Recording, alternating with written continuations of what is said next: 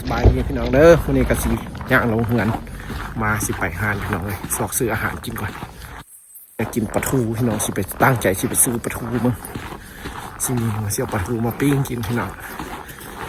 อยากกินปลาเขากินแต่ซีนหมูกับอัน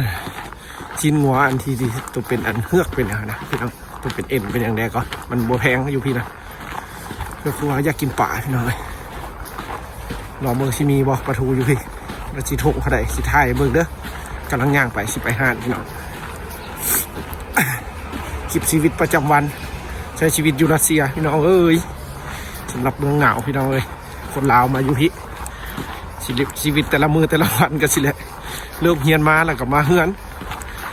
กับซอกอาหารการกินแต้งกินก็ยังดีก่อนอยู่ในโรงเรียนได้เนาะอยู่ในโรงเรียนแล้วกินอาหารแต่ในโรงเรียนเขาเจ้าก็เลี้ยงพี่น้องเลี้ยง3 คาบครบสุดแต่เราก็บ่สามารถกินได้เลยปีสุดท้ายแล้วก็เลยส่วนหมู่ออกมาเช่าเฮือนอยู่พี่แล้วก็เที่ยวเอา เอาก็สิได้มีเวลาไปย่างไปหัวไปเลาะไปเที่ยวหน่อยนึงเลาะลิ้นเพราะว่าบ่เหงาบ่เซ็งพี่น้องเลย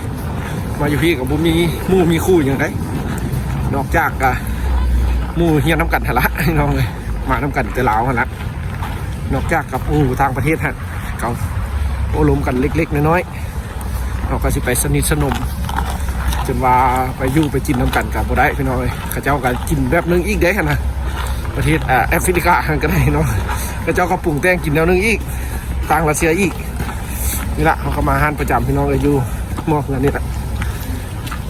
กำลังย่างเข้าห้านเอาเบิ่งเอาสิไปเลาะซื้อปลาทูพี่น้องเลยใจบ่ห้านเพิ่งก็มีการปิดการเปิดตามโมงนี่พี่น้อง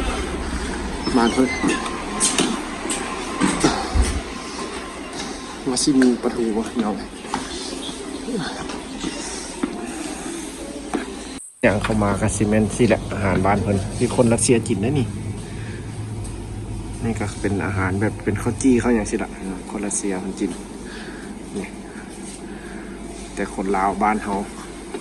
ต้องกินแนวมันมีรสขาวมีเผ็ดมีเค็มไปอะไรเนี่ยเขาสิซอกเอามีน้ำก้อนเอ๊ะนี่มีน้ำก้อนขายอีกอยู่รัสเซียเนาะหาก็เห็นได้นี่ส่วนใหญ่ก็บ่เห็นมีนะหน่อไม้ฝรั่ง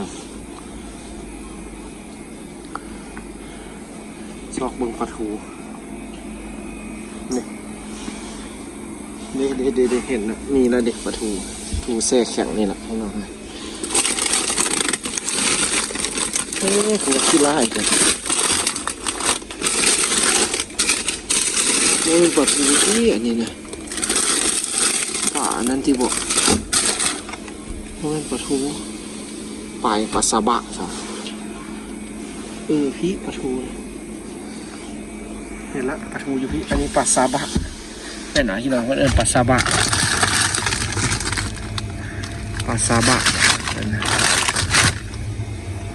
ปลารัสเซียปลาซาบะ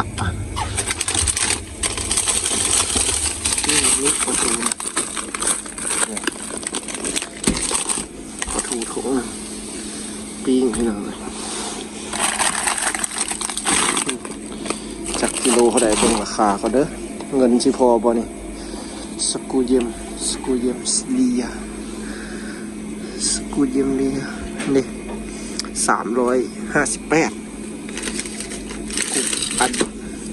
น1 กิโล358พอดี400เราประมาณ400-500แสนปลายกูได้นี่แสนซาวกูได้4 โต๊ะ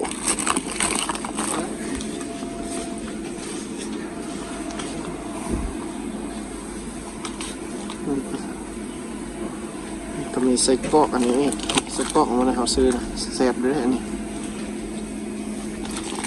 เอาได้ละได้ปลาทูละเอาแต่ปลาทูเนี่ยมื้อนี้สิไปปิ้งปลาทูกินคักๆคือหน่อยนี่คืออาหารบ้านเขาแต่อาหารบ้านเพื่อนกินแล้วมันจะเป็นอีกแนวนึงพี่น้อยน้ำมันนี่แซ่บได้นี่มักเกียงสดนี่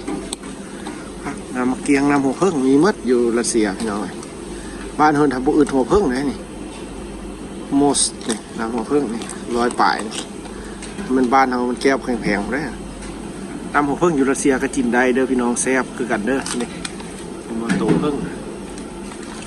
50-60 พันมื้อหน้าก่อนทึกเล็กจะสิกินซีมเจ้านี่ก็ถือว่าเป็นห้านที่อยู่บ้านเฮาพี่น้องห้านห้านอยู่หม้อคือกันเฮาแต่ว่าโชคดีอันหนึ่งห้านบ่ไก่พี่น้อง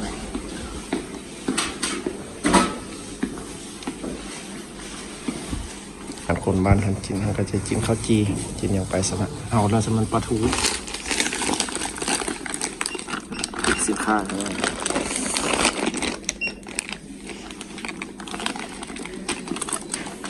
เดี๋ยวไปเด่นเรียบร้อย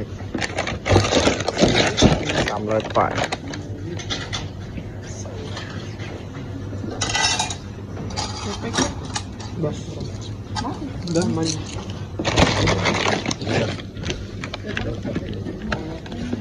เอาหมักปิ้งปลาทูกินให้เราไป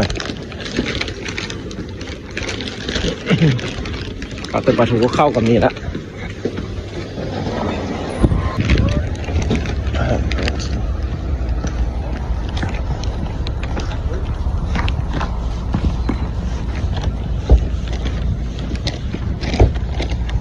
อากาศบรรยากาศบ้านเพื่อนแต่สิเป็นสิละพี่น้องอึมครึ้มเมื่อนี้นะอากาศอึมครึ้มจะหนาวได้นี่แนวนี่นะพี่น้อยไก่แต่ห้านบ่ได้อยู่ไก่ห้านอยู่มองเหือนนั่นนี่เรียกว่าเขามาอยู่ดดเนาะพี่น้องเขาก็อยากกินป่าได้พี่น้อยตัวปลาทูอยู่บ้านเพิ่นซะว่าอาหารทะเลพัดแพงมีรัสเซียอาหารทะเลพัดแพงๆพี่น้อยแต่หากเป็ดไก่หรือว่าป่าอยู่บ้านเพิ่นซะว่าทึกพี่น้องเป็นป่าที่บ้านเพิ่นหาได้อยู่น้ำจืดนี่นะสว่าพอดีกินได้พอดีธรรมดาแซ่บคือปลาบูฮะป้าบักแซ่บอันนี้ปลาบูเขาก็ไม่กินปลาทูหรอกพี่น้องอยู่ห้านทัดบ่มีมันจะมีเป็นช่วงปลาบูอยู่รัสเซียแซ่บไหนพี่น้องเลยกระชิบบ่คือเขาหาเอิ้นปลาบูจากคนซื้อเอิ้นป่าอย่างมันคือนะพี่น้องมันคือปลาบู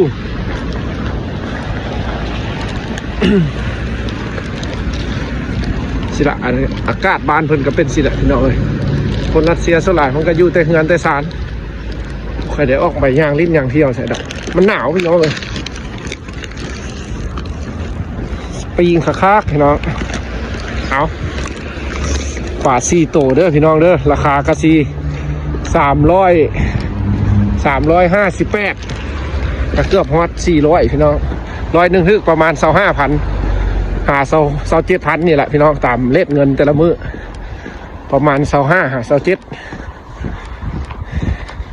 กระสีทึกอยู่ประมาณ100,000 ปลายนั่นนึงพี่น้องถือว่าบ่ฮอดกระสี100,000หา90 ปลายพันสำนี้พี่น้องปลาทู4 โตอยู่บ้านเขาก็แพงขึ้นกันบ้านเขาก็ได้ตะกี้ก็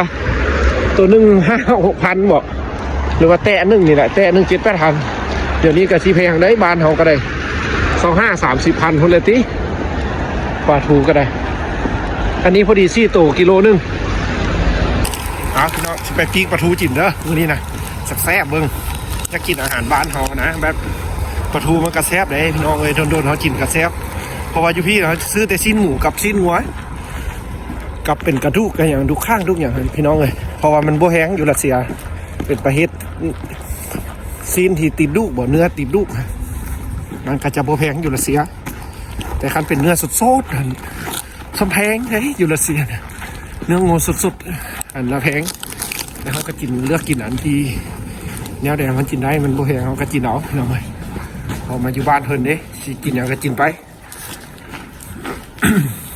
เอามาถึงนั้นละพี่น้องอยากจะไปปิ้งคักๆตอนได้แช่น้ำร้อนก่อนพอมันเย็นโพดเอาบ๊ายบายเจอกันคลิปหน้าเด้อ